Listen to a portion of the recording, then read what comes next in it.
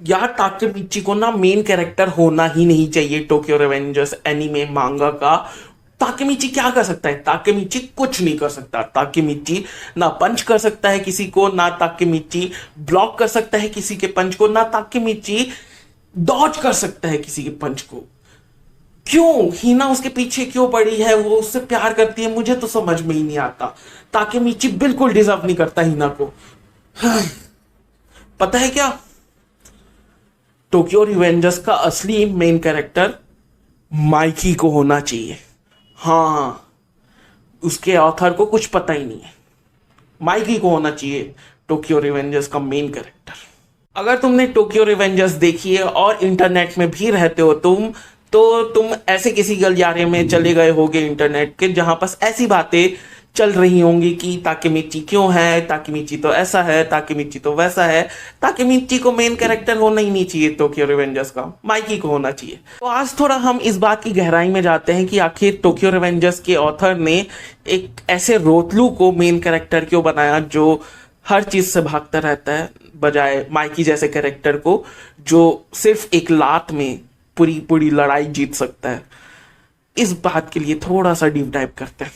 तो सबसे पहले चलते हैं ओरिजिनल टाइमलाइन में, जहां पर 26 साल का आदमी हानागाकी ताकेमिची बस एक वीडियो लाइब्रेरी में काम करता है और जीवन में बस हार चुका है। वो हर गलती के लिए बस माफी मांगता है, यहां तक कि उसके आसपास के जितने लोग हैं वो भी उससे तंग आ गए हैं कि तू माफी मत मांग, तू कुछ कर, कुछ अच्छा कर, अपने लिए कुछ अच्छा कर ले, माफी मत मांग।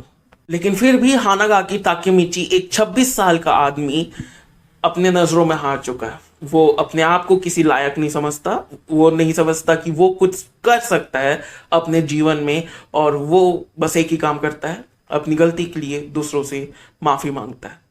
बस उसने अपने आप को एक ऐसी अंधेरी खाई में धकेल दिया है जिससे वो उठना भी नहीं चाहता, वो कोशिश भी नहीं कर रहा उस खाई से ऊपर उठने की। लेकिन हानागाकी ताकेमिची एक 26 साल का आदमी आखिर उस अंधेरी खाई में पहुंचा कैसे? इसके लिए हमें जाना पड़ेगा 12 साल पहले, जब वो 14 साल का था और बहुत ज्यादा एम्बिशियस था। एक 14 साल का लड़का जिसका एम्बिशन है गुंडा बनना। हाँ, ज्यादा बड़ा गुंडा नहीं, बस अपने आसपास के लोगों पे धोस जमाना, अपने से छोटों पे हुक्म चलाना कि चल बे पानी लेके आ मेरे लिए, वगैरह वगैरह, जो टिपिकल लॉन्डो वाली चीजें होती हैं। लेकिन यही टिपिकल गुंडागर्दी छोटी मोटी बात करते करते उन्हें एक दिन सामना करना पड़ जाता है रियल डील से, ऐसे लोगों से जो सच में गुंडे हैं और उनका जीवन बस गुंडई में जाने वाला है। लेकिन ताकेमिची तो ताकेमिची है, बिना कुछ सोचे समझे अपने छुटकू मुटकू दोस्तों के साथ भिड़ जाता है उनके साथ, और इतने गंदे से मार खाता है कि उसके बाद उसे उनका गुलाम बनना पड़ता है। अपने मिडिल स्कूल के लाइफ से लेकर हाई स्कूल तक वो उनकी गुलामी करता है, उनका मार खाता है। कुछ भी गलती हो वो बस उन्हें सॉरी बोलता है और उनकी मार खाता है फिर भी।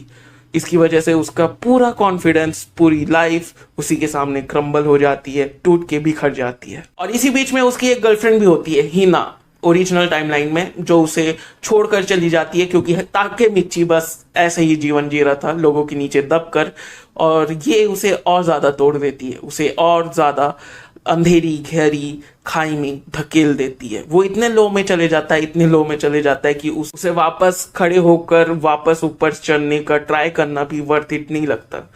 बिना किसी सेल्फ रिस्पेक्ट के, बिना किसी सेल्फ कॉन्फिडेंस के, बिना किसी मेंटल मोटिवेशन के कि उसे कुछ करना है, वो बस नीचे जाता जाता है और एक सॉरी स्टेट में अपने आप को डाल देता है कि यार बस यही है जिंदगी, क्या कर सकते हैं, ऐसे ही जीना है लोगों के नीचे दबकर, ऐसे ही जीवन काटना है, ऐसे ही दिन चला जाए बस, और क्या, बस दिन निकल जाए।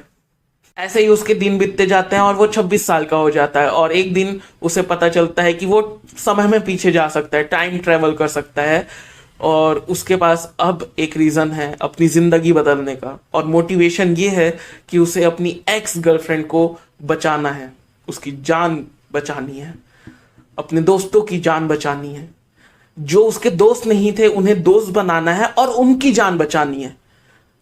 क्या ये हारा हुआ इंसान ये कर पाएगा ये सारी चीजें?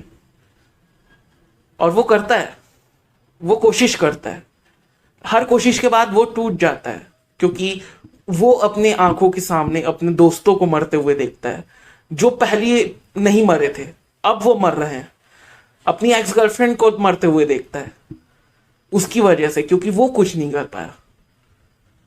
फिर भी वो वापस जा रहा है। मोटिवेशन फिर भी उसके पास है। कितनी स्ट्रांग है पता नहीं। शायद वो हार सकता है, शायद वो सुसाइड कमिट कर ले, किसे पता।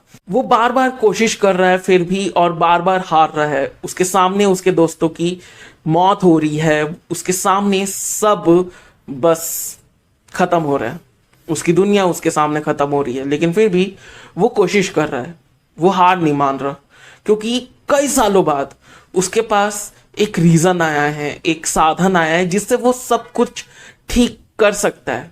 लेकिन फिर भी वो हार रहा है। लेकिन इतने सालों में पहली बार वो कुछ करना चाहता है खुद से। वो बस अपनी वजह से किसी और को हारता हुआ नहीं देखना चाहता। और इसीलिए कई लोगों को ताकेमिची पसंद नहीं आता, क्योंकि वो कभी उतने लो में गए ही नहीं है कि वो समझ पाए कि ताकेमिची क्यों नहीं कर पा रहा है ये। वो उतना सेल्फ डाउट उनके अंदर है ही नहीं जितना ताकेमिची के अंदर है। इसलिए लोग पसंद ही नहीं करते उसे, कि यार एक छोटा सा काम नहीं हो रहा तेरे से, बस एक चीज करनी है, वो तुझसे नहीं हो रही। But on the other hand we have the great Mikey, the invincible Mikey, जो सिर्फ एक किक से पूरी की पूरी फाइट, पूरे के पूरे वॉर को रोक सकता है। सीधा उसे जाना है मेन आदमी के पास, एक लात मारेगा, सब खत्म। कभी नहीं हारा वो, कभी नहीं। जब वो ग्रेड स्कूल में था, मिडिल भी नहीं, जब वो ग्रेड स्कूल में था, हाई स्कूल के बंदे को मार दिया था उसने।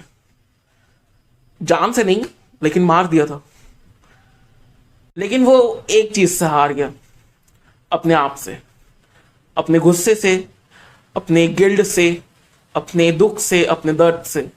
जो उसके अंदर अपने भाई के जाने का दर्द था, बहुत ही स्ट्रांग था, और वो इससे हार गया। वो अपने आप को नहीं संभाल पाया, इस वजह से ताकेमिची को जरूरत पड़ी उसे संभालने की। चाहे वो खुद को नहीं संभाल सकता, लेकिन उसने माइकी को संभाला।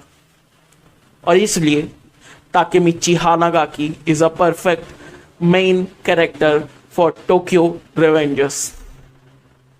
बाकी ये थे मेरे ओपिनियंस, मेरे व्यूज। तुम अपने ओपिनियंस नीचे कमेंट सेक्शन में बता सकते हो। और इसी के साथ मिलते हैं अगले वीडियो में। तब तक के लिए बाय, और सब्सक्राइब करो, क्योंकि सब्सक्राइब करना बहुत जरूरी है।